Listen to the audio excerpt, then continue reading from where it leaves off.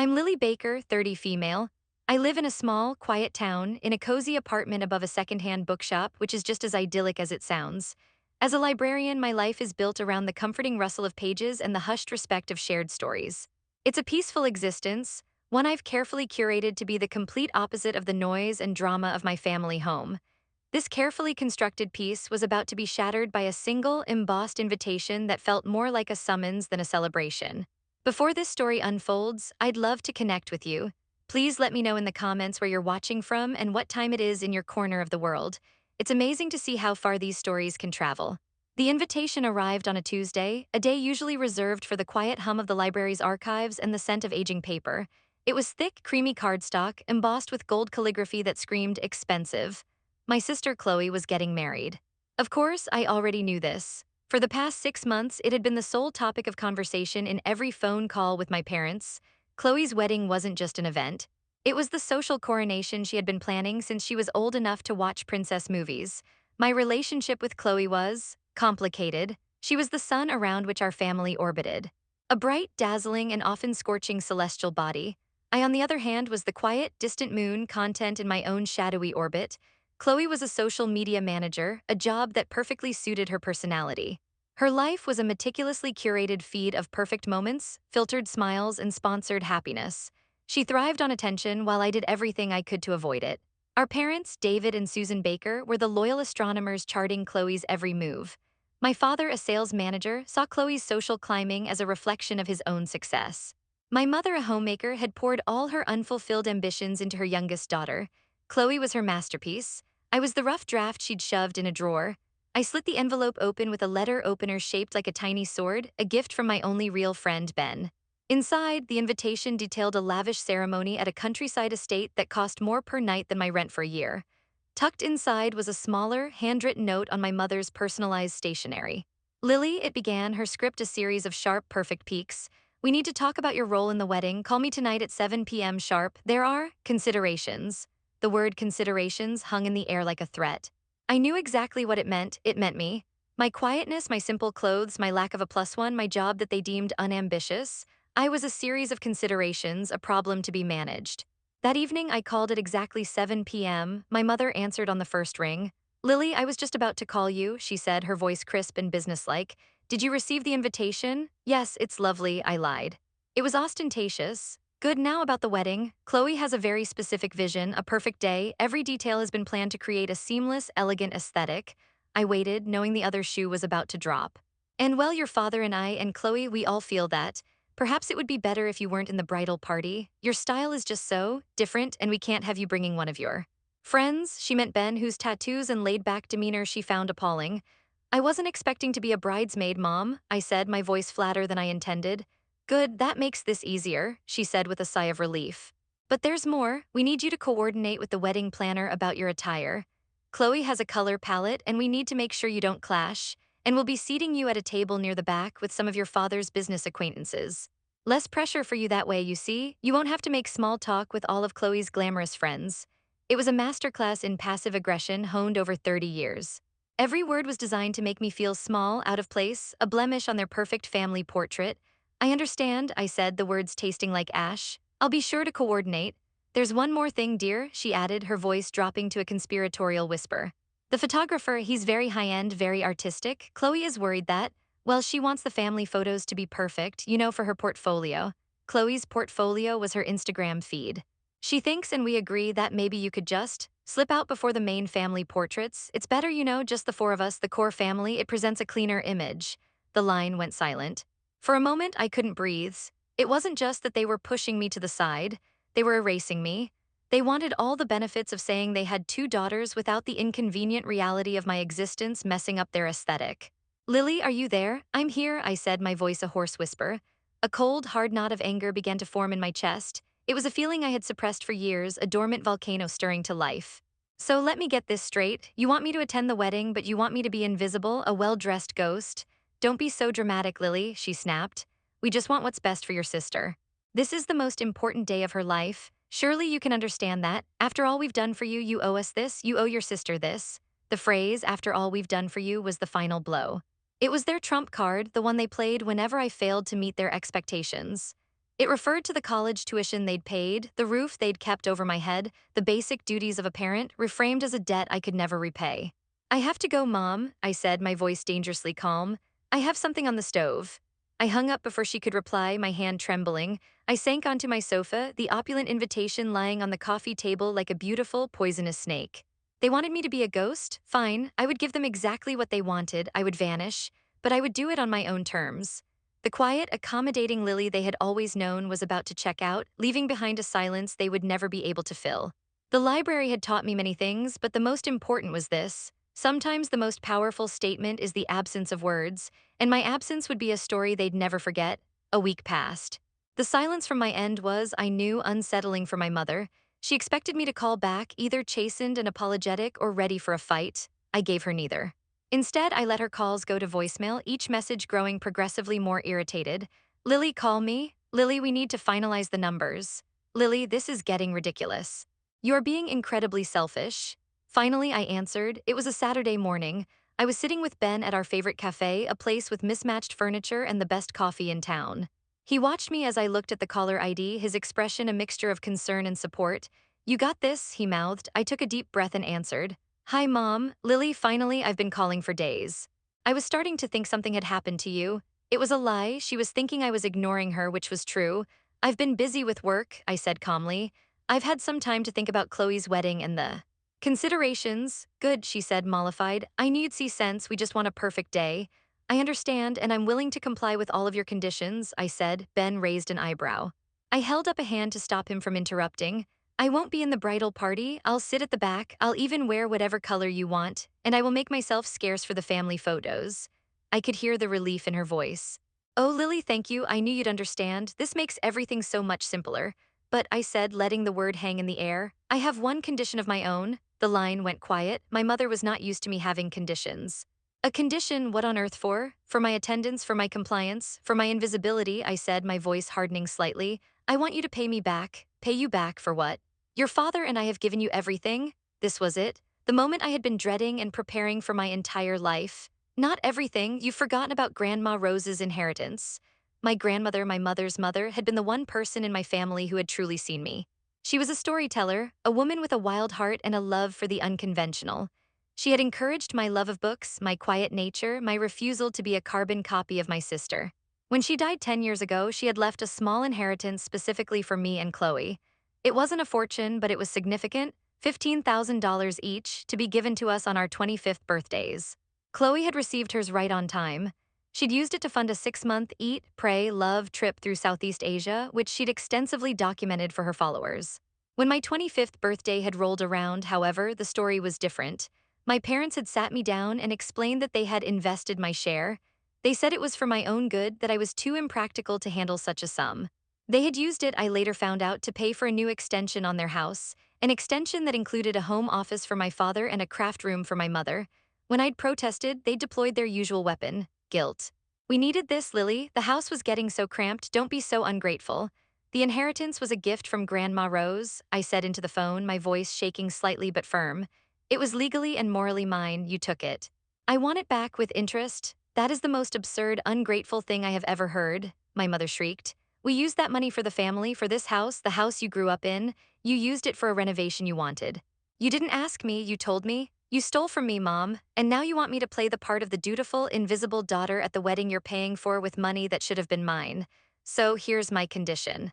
You transfer the $15,000 plus 10 years of interest, let's call it an even $20,000 into my bank account. You do that and I will be the perfect ghost at Chloe's wedding. I will show up, smile politely, and disappear on command. You won't even know I'm there. If you don't, I won't come, and I will make sure everyone knows why. The threat was empty, of course. I would never cause a scene, but they didn't know that.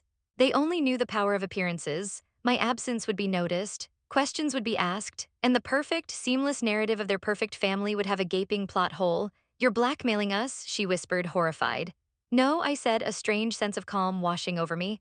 I'm not. I'm simply stating my price for services rendered, the service of being your shameful secret, the price for my silence and my disappearance, $20,000. You have until the RSVP deadline. I hung up the phone, my heart pounding. Ben was staring at me, his eyes wide. Lily Baker, he said slowly, a grin spreading across his face. When did you become a badass? I didn't feel like a badass, I felt sick. But I also felt something I hadn't felt in a very long time, a spark of power. For my entire life, they had set the terms of my existence in their family. For the first time, I was setting my own. The ball was in their court, and I knew with a certainty that was both liberating and terrifying that they would pay. The cost of their perfect picture was high, but for them, the cost of a scandal was even higher. The RSVP deadline was a week away. I hadn't heard a word from my parents, and I was starting to lose my nerve. Had I pushed too far? Had I overestimated their obsession with appearances? Ben was my rock, constantly reassuring me. You did the right thing, Lily. No matter what happens, you stood up for yourself. Then, on a rainy Thursday afternoon, I got a notification from my banking app. A transfer of $20,000, the reference, Chloe's wedding. I stared at the screen, a dizzying mix of triumph and sadness washing over me. They had paid. They had actually paid for me to be a ghost at my own sister's wedding. There was no note, no phone call, just the cold, hard cash. It felt less like a victory and more like a final, transactional severance from my family. That weekend, I knew I had to go back to the house. Not to see them, but to retrieve the last piece of my childhood I had left there. My mother had been encouraging me to clear out my old bedroom for years, wanting to turn it into a proper guest room, one that Chloe's friends might actually use. Up in the attic in a dusty corner was a large wooden chest. It was where Grandma Rose had stored her memories, and after her death it became mine. It was filled with her old photograph albums, journals, and letters. My parents had always dismissed it as clutter, but to me it was a treasure chest. I called on a Saturday telling my mother I was coming to pick up my final things. Her voice was cold and clipped. Fine, we'll be out for the afternoon. Just leave the key on the counter when you're done. She didn't want to see me. The feeling was mutual. The house felt strange, like a museum of a life I had once lived. New furniture, new paint, everything polished to a high sheen. Chloe's engagement photos were everywhere, her perfect smile beaming from every surface. My old bedroom was already half transformed, the walls painted a sterile beige. I ignored it all and headed for the attic. The air was thick with the smell of dust and time. I found the chest tucked under the eaves just where I had left it. It was heavy, but I managed to drag it into the light. I opened the lid, the hinges groaning in protest. The familiar scent of old paper and dried lavender filled the air. I began to sift through the contents, my fingers tracing the faded script in my grandmother's journals, and then I found it. Tucked at the very bottom, beneath a pile of old linens, was a thick, leather-bound album I had never seen before. It was heavier than the others, its cover unadorned. I opened it. The first page was a photo of my mother and father on their wedding day. They looked so young, so happy. But as I turned the pages, a different story began to emerge. The photos were from my early childhood, but they were interspersed with official-looking documents, hospital bills, insurance statements, and letters from doctors. My breath caught in my throat. I was a sickly child. I'd had severe asthma and a host of allergies that had kept me in and out of hospitals for the first 5 years of my life. I had vague memories of breathing treatments and the metallic taste of inhalers, but my parents had always downplayed it. Just a bit of a wheeze, my father would say dismissively. You grew out of it. But the documents told a different story. The bills were astronomical. There were letters discussing potential surgeries, experimental treatments. My parents, then a young couple with a single income, had been drowning in medical debt. My debt? Then I found the letter that explained everything. It was from a financial institution, dated a few months after I turned 5. It was a loan agreement, a second mortgage on the house. The amount was staggering. It was a debt they had been paying off for over 20 years. Suddenly, so many things clicked into place. The constant pressure to be quiet, to not cause trouble, to be the easy child. The way they had celebrated Chloe's robust health, her athletic achievements, her effortless perfection. She was the child they hadn't had to worry about, the one who hadn't almost bankrupted them. My illness wasn't just a bit of a wheeze. It was the defining financial event of their early marriage. It was the reason for the second mortgage, the scrimping and saving, the holidays they never took. And then the final, crushing discovery. Tucked into the back of the album was a smaller envelope. Inside was Grandma Rose's will. I scanned the legal jargon until I found the relevant section. She had left me and Chloe the $15,000, yes. But there was another clause. A much larger sum, the bulk of her estate, had been left to my parents. But it came with a specific, legally binding instruction to be used exclusively for the paying down of any outstanding medical debts related to my granddaughter, Lily. My heart stopped. She had known. My grandmother had known how much they had struggled, and she had provided a way out.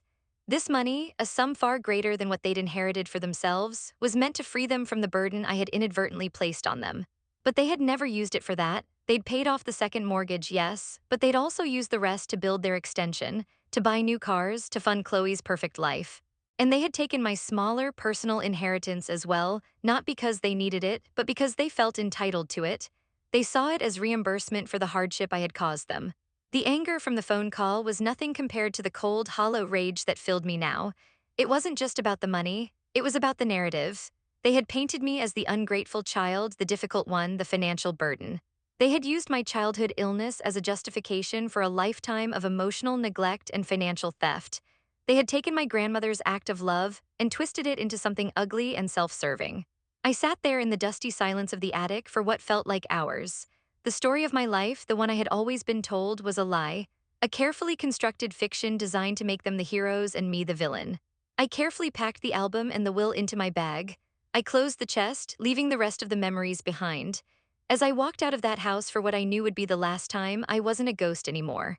I was a historian who had just uncovered a terrible truth, and I knew that my disappearance from Chloe's wedding wouldn't be a quiet act of compliance. It would be an act of rebellion, an act of reclaiming my own story. They had bought my silence, but I was about to show them that my story, the real story, was not for sale. In the 2 weeks leading up to the wedding, I executed my plan with the quiet efficiency of a librarian reshelving an entire section. The $20,000 sat in my savings account untouched. It wasn't hush money, it was my escape fund, my declaration of independence. First, I dealt with my apartment. It was a rental and my lease was up in a month. I gave my landlord my notice, explaining I was relocating for a new job opportunity. He was sad to see me go but wished me the best. Next, I spoke to my boss at the library. Mrs. Gable was a kind, sharp woman who had been more of a mother to me than my own. I told her I was leaving, that I needed a change. I didn't give her the sordid details, just that I was starting a new chapter. She understood. Sometimes, dear girl, she said, patting my hand, you have to be the editor of your own life story. Cut out the parts that don't serve the narrative. She promised a glowing recommendation whenever I needed one. The hardest part was talking to Ben. We met at our cafe and I laid everything out on the table: the inheritance, the discovery in the attic, the secret of my grandmother's will. I showed him the documents. He read through them, his expression shifting from confusion to shock and finally to a quiet fury on my behalf. Lily, this is monstrous, he breathed, staring at the will. They didn't just steal from you. They stole your grandmother's legacy, they stole your entire childhood narrative. I know, I said, my voice thick with emotion, and I can't be part of their story anymore. I'm leaving Ben for good. I told him my plan. I was going to pack up my life, put my things in storage, and just go. I had the money from my parents and I had my own savings. I wanted to travel, to see the world beyond the pages of the books I so dearly loved. I wanted to go to places where nobody knew me as Chloe's quiet sister. I just wanted to be Lily. Where will you go? He asked, his voice soft. I don't know yet, I admitted. West, maybe. I've always wanted to see the Pacific. I'll find a little library in a coastal town somewhere, start over. Take me with you, he said, so suddenly it took my breath away. He reached across the table and took my hand. Lily, I'm serious. My lease is up too. My teaching contract is for the school year. We can sublet my place. Let's just go have an adventure. I can't stand the thought of you doing this alone. I stared at him, my heart doing a strange fluttery dance. Ben had been my friend for so long, my constant, my anchor. I had never allowed myself to think of him as anything more. But in that moment, seeing the fierce loyalty in his eyes, a new possibility unfurled. A future that wasn't about escaping the past, but about building something new. Are you sure? I whispered. I've never been more sure of anything, he said, his thumb gently stroking my knuckles. You and me. Let's go find a library by the sea. The 2 weeks became a whirlwind of activity. We packed boxes, sold furniture, and made arrangements. We were a team. Every decision made together felt like a small act of defiance against the unilateral decrees that had governed my life for so long. The day before the wedding, I drove to a storage unit on the edge of town and packed away the last of my belongings, including the wooden chest from the attic. Then I drove to the post office. I had prepared 2 packages. The first was addressed to my parents, timed to arrive the morning of the wedding.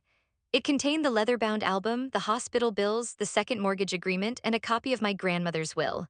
Tucked inside was a single, short note from me. The second package was for the wedding planner. Chloe, in a moment of supreme self-importance, had hired one of the most exclusive and gossipy planners in the state. The package contained a simple money order, enough to cover the cost of my seat at the wedding, along with an anonymous-looking note. My final act was to close my local bank account and transfer the money to a new one with a national bank. I paid my final bills, packed a suitcase, and picked up Ben. We loaded his car, our meager worldly possessions reduced to a few bags. As we drove out of town, the sun was setting, painting the sky in hues of orange and purple. My phone, which had been silent for 2 weeks, buzzed, a text from my mother. Just checking you have the address for tomorrow. And please, Lily, don't be late and remember our agreement. I looked at the message, then at Ben. He smiled, a promise of the future in his eyes. I typed out a single reply, "I remember everything." Then I powered down my phone, severing the last electronic tether to my old life. I didn't look back. I was vanishing just as they had asked. But I was taking my story, the real one, with me, and I was leaving behind a truth that was about to explode in the middle of their perfect, curated world. The morning of Chloe's wedding dawned bright and painfully beautiful. At the Baker residence, the mood was one of frantic, champagne-fueled excitement. Hairdressers and makeup artists swirled around Chloe, who sat enthroned in a silk robe, directing the chaos like a queen.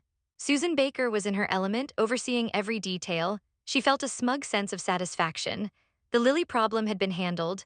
The money was a small price to pay for a perfect day and, more importantly, a perfect set of wedding photos. The core family would look wonderful, she thought, unblemished by Lily's awkward presence. The mail arrived mid-morning. David Baker, grumbling about bills on a wedding day, sorted through the pile. He stopped at a thick, padded envelope addressed to both him and his wife. He opened it. The leather-bound album was the first thing he saw. A wave of unease washed over him. He opened it, and the carefully buried memories of a sick child and crippling debt came flooding back. He saw the hospital bills, the loan agreement, and then he saw the copy of Rose's will, with the specific clause about the medical debt highlighted in yellow. He sank onto a nearby chair, the blood draining from his face. "Susan," he called, his voice strained, "you need to see this." Susan bustled in, annoyed at the interruption. "What is it, David?" "I'm trying to manage a crisis with the canapes." She saw the documents in his hand and her face paled. She snatched the will from his hand, her eyes scanning the highlighted passage, and then she read the note. It was short, written in Lily's neat, precise script. "You didn't want me in your family photo, so I've decided I don't want to be in your family either. You bought my silence and my absence. Here's the evidence of what that silence was worth. I'm sure Grandma Rose would be proud. Goodbye." The note fell from Susan's trembling fingers. "She knows," she whispered. "Oh, David, she knows everything." Panic set in. "Where is she?" David hissed. "Is she coming here? Is she going to make a scene?" "I don't know," Susan cried, her carefully constructed composure shattering. "She said she would come." She agreed. "Well, call her." Susan fumbled for her phone, her fingers shaking so badly she could barely dial. It went straight to voicemail. "Her phone is off." Meanwhile, at the lavish countryside estate, the wedding planner, a formidable woman named Genevieve, was ticking items off her clipboard. A courier arrived with a package for her. Inside was the money order and a typed note. "A gift for the happy couple, from a guest who will not be attending. Perhaps this money can cover the cost of the empty chair, or maybe it can be put towards the bride's therapy. She'll need it when she finds out her entire life has been funded by money stolen from the sister she and her parents erased." Genevieve's eyes, trained to spot drama from a mile away, widened. She was a professional, but she was also a connoisseur of gossip. An empty chair was a logistical problem. A family secret involving stolen money and an erased sister, that was gold. She discreetly tucked the note into her pocket. As the guests began to arrive, the whispers started. "Where's Chloe's sister?" asked a nosy aunt. "I haven't seen Lily." Susan and David put on brave faces, manufacturing excuses. "Oh, Lily's not feeling well. She had a last-minute work emergency. She sent her love, of course." The lies were flimsy, and they didn't hold up. The empty chair at the family table was a glaring hole in the fabric of the event. The ceremony went off as planned, but the tension was palpable. Chloe, oblivious, floated down the aisle, her smile dazzling. But during the reception, as the family photos were being taken, the cracks began to show. "Okay, one with the full family now," the photographer called out. "Where's the sister?" "She couldn't make it," David mumbled, his face tight. The photographer, sensing the mood, moved on, but the questions kept coming. Chloe, finally sensing that something was wrong, pulled her mother aside. "Where is Lily? People are asking. She promised she would be here." She decided not to come," Susan stammered. "What do you mean she decided not to come?" Chloe's voice rose, attracting attention. "Did you say something to her? After everything we did to accommodate her, she does this." "On my wedding day," it was then that Genevieve, the wedding planner, chose her moment. With the precision of a surgeon, she approached the mother and bride. "Excuse me, Mrs. Baker, Chloe, a courier dropped this off earlier." "I believe it's for you." She handed the note to Chloe. Chloe read it, her brow furrowed in confusion. Then she read it again, the words sinking in. "Stolen money, erased sister, what is this nonsense?" she demanded, looking at her mother. Susan's face crumpled. The carefully maintained facade of the perfect mother of the bride collapsed, revealing the panicked, guilty woman beneath. And in that moment of weakness, with the eyes of her daughter and the most influential wedding planner in the state on her, the truth began to spill out. Not all of it, but enough. A jumbled, tearful confession about financial disagreements and misunderstandings with Lily and a gift from your grandmother. The wedding, Chloe's perfect, seamless, aesthetically pleasing day, had unraveled. The whispers turned into audible murmurs. The bride was in tears. The mother of the bride was hysterical. The father of the bride was drinking heavily at the bar. The beautiful, expensive illusion had shattered, and all that was left were the ugly, jagged pieces of the truth. The empty chair wasn't just a missing guest. It was a symbol of a deeper, more profound absence, a testament to the girl they had tried and failed to erase. The days following the disastrous wedding were a blur of recriminations and frantic, unanswered phone calls. My parents left dozens of voicemails on my disconnected number, their messages shifting from furious to pleading and back again.